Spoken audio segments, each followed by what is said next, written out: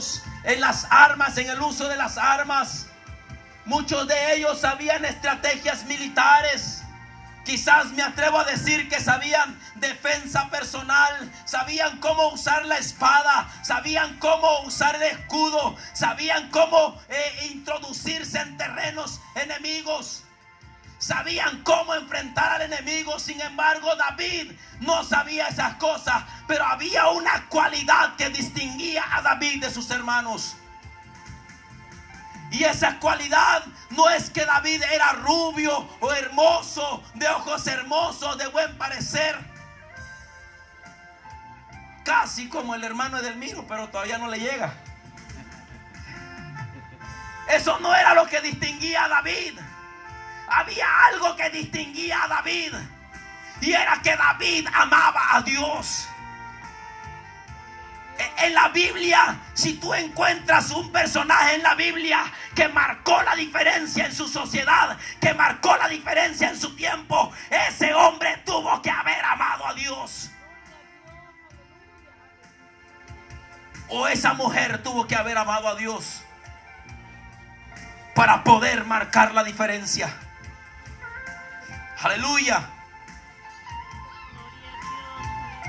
Su hazaña más histórica de David se encuentra plasmada cuando tiene aquel encuentro con aquel filisteo y lo derrota.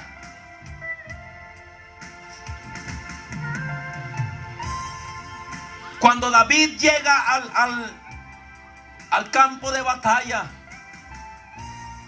dice la palabra de Dios que el pueblo estaba en orden de batalla. De repente sale aquel paladín desafiando a los escuadrones de Israel. Y aquel paladín, su desafío era: vamos a definir la guerra de esta manera. Busquen entre ustedes a un hombre, a un guerrero que pelee contra mí. Y si tal hombre me venciere, nosotros vamos a ser sus esclavos. Pero si yo lo venzo a él, ustedes serán nuestros esclavos. Y había algo que distinguía al rey Saúl y a todo su ejército: la cobardía, el miedo, la incredulidad que había en ellos. No creían en Dios, no le creían a Dios. Porque cuando vieron a aquel hombre, quizás como de unos 3 metros de altura, temblaron, tuvieron miedo y salían huyendo. Ni uno de aquellos hombres diestros en las armas tuvo el valor suficiente para ponérsele de frente y decirle: yo te voy a derrotar. Eran soldados, pero ninguno de ellos se animó. Tuvo que llegar un joven que no sabía ni siquiera usar una vestidura de armadura, una armadura. No sabía usar la espada, no sabía usar el escudo, no tenía estrategias militares. No era un militar, no era un soldado. Era un joven que cuando se adentraba a pastorear su rebaño, en aquel lugar decía: Jehová es mi pastor. Shahama, aleluya. Yo puedo creer que cuando David se adentraba decía: hoy veo el firmamento, las obras de tus manos, los cielos la cuentan. Aleluya. David se consagraba para Dios donde quiera que él estuviera.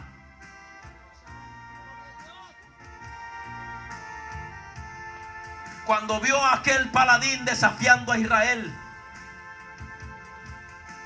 este enano dijo: no sabe quién es el grande de los grandes.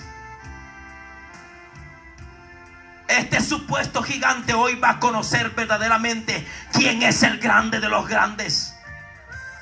Porque ese hombre no se metió en problemas con el rey ni con el ejército. no se había metido en problemas con Israel, se había metido en problemas con el dueño de Israel, con el dueño de los escuadrones del ejército israelí. Se había metido en problemas con el Dios al cual servía Israel. David conocía a ese Dios, y todo aquel ejército, incluyendo al rey, no lo conocían. Por eso David tuvo el valor de enfrentar a aquel hombre, de desafiarlo.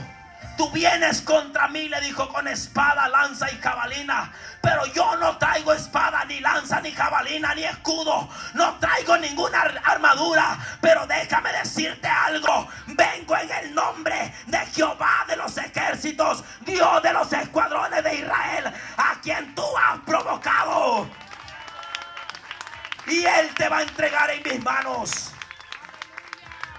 La mentalidad de David era una mentalidad de conquista. Era un joven con una mentalidad de conquista.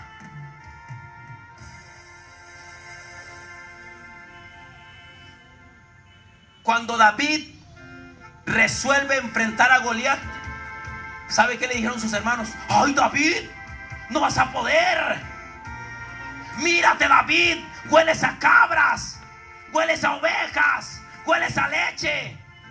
David, no sabes usar la espada, no sabes usar el escudo, ni siquiera pudiste caminar con la armadura del rey. No, porque la armadura del rey era carnal, no era espiritual. Y David era un hombre espiritual, era un joven espiritual consagrado a Dios. Lo trataron de intimidar, le trataron de inculcar lo que ellos tenían: miedo, cobardía, incredulidad. David dijo: yo sé en quién he creído. Aleluya. Cuando David vence a aquel paladín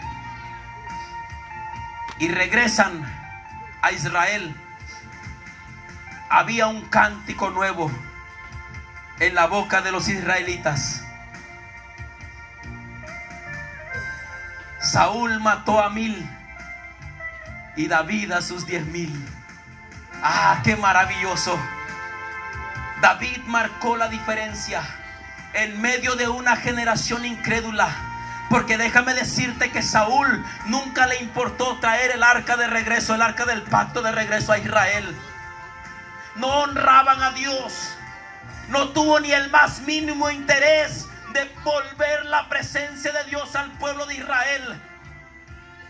Aleluya.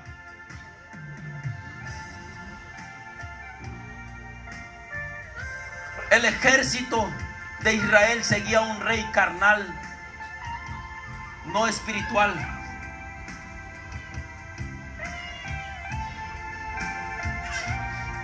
Porque cuando tú resuelves vivir para Cristo, ¿sabes qué es lo que sucede? Que cuando el enemigo se te para enfrente, el enemigo no tiene que verte a ti. El enemigo tiene que ver al que te envió, tiene que ver al que te llamó, tiene que ver al que te escogió. Tú no eres el que vas a pelear, tú no eres el que vas a blandir la espada, tú no eres el que vas a ganar la batalla. La batalla está ganada porque Cristo la ganó en la cruz del Calvario.